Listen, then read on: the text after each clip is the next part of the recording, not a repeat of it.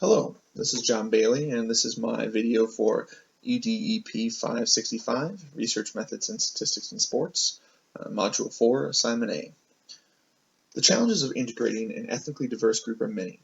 Different cultures, practices, and perceptions all coinciding in one place can lead to tension and challenges when working together. In sports, this presents a unique challenge, with the very nature of team sports riding on working together and relying on the people around you. Coaches face this challenge of integrating and combining a vast range of talents, ethnicities, and cultures. In 2000, Weinberg, Tenenbaum, McKenzie, Jackson, Ansel, Grove, Fogarty, and Fogarty found that if cultural variations in sports and exercise are not considered, evolving and new theoretical perspectives may be misleading. The question I seek to ask is, does the success of the cohesiveness of the team rely on the coach treating each player as an individual, or is treating each player the same? Or are there other more important factors involved? Youth sports are growing each year in size and popularity. High school athletic participation is at an all-time high, and the demand for successful teams is high. In 2003, Hansen, Larson, and Dworkins found that youth sport participation is associated with many general indicators of development, including identity development, personal exploration, initiative, improved cognitive and physical skills, cultural social connections, teamwork, and social skills. These positive developments are an important part of youth sports and benefit all participants for as long as they can participate. Team cohesion plays a key role in the likelihood that players will continue to take part in sports each year. In 1990, Duda and Allen found that cultural factors impact participation motivation in competitive youth sports. Jallant and Chaudhry in 2004 have shown that positive athlete outcomes such as team cohesion may better be predicted by coach leadership behaviors in conjunction with the athlete's perception of their coach-athlete relationship. The influx of ethnically minority students in sports has led to a challenge for coaches and administrators in promoting the team cohesion and the continued success of a sport program. The wide range of ethnically diverse students puts a challenge on team cohesion and is an important challenge for coaches to address. Coaches need to be the instrument in addressing this issue as a group leader. They are in a key position to influence these interactions in a positive manner. In 2006, Coatsworth and Conroy point out that coaches have a significant influence in the youth in their respective sports because they're seen as both experts in the sport and role models by young participants. In 2010, Agregard and Sorensen observed two ways that coaches dealt with the ethnic differences, either acknowledging them or treating all players the same. While no coach should discriminate on the basis of a player's ethnicity, coaches can acknowledge the individual differences of each player. Alternatively, coaches can attempt to treat each player and every player the same, taking a blind approach to the ethnic background of each player.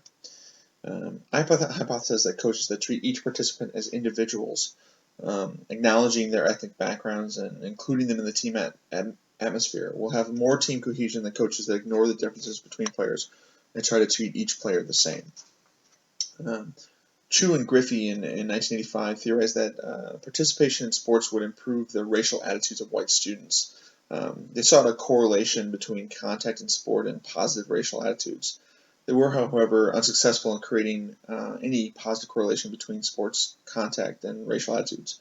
However, more recently, in 2010, Agregard and Sorensen again found that integration of Danish football teams was actually hurting the likelihood that minority Muslim players would stay at a club that was predominantly white, even if the quality of the football was better.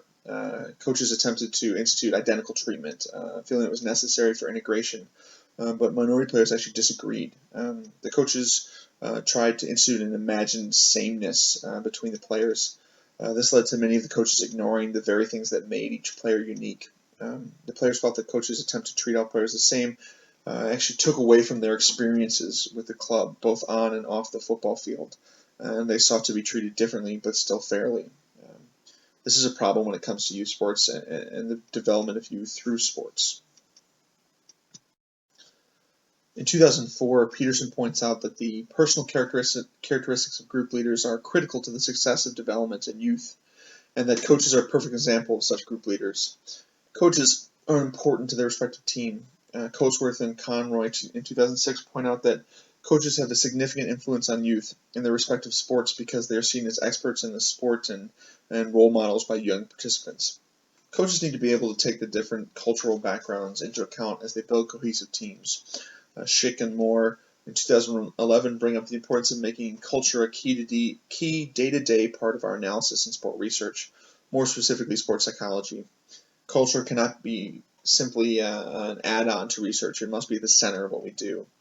Weinberg, Tenenbaum, McKenzie, Jackson, Ansel, Grove, and Fogarty in 2011 agree that if cultural variations in sports and exercise are not considered, evolving theoretical perspectives may be misleading. These important developments associated with participation in youth sports can be lost if there's not participation in a given sport environment. Duda and Allison point out that participation motives are affected heavily by cultural factors. It is With my study, I'm hoping to follow up a little bit on Agard and Source and with their 2010 work with Muslim minority players on football clubs, focusing on youth. Hoping to find a correlation between the student-athlete perception of their coach's coaching style and the team cohesion score that they'll self-report. I think this is important to help coaches develop their own strategies to better enable youth to feel they can continue to participate and succeed in youth sports. Thank you for your time.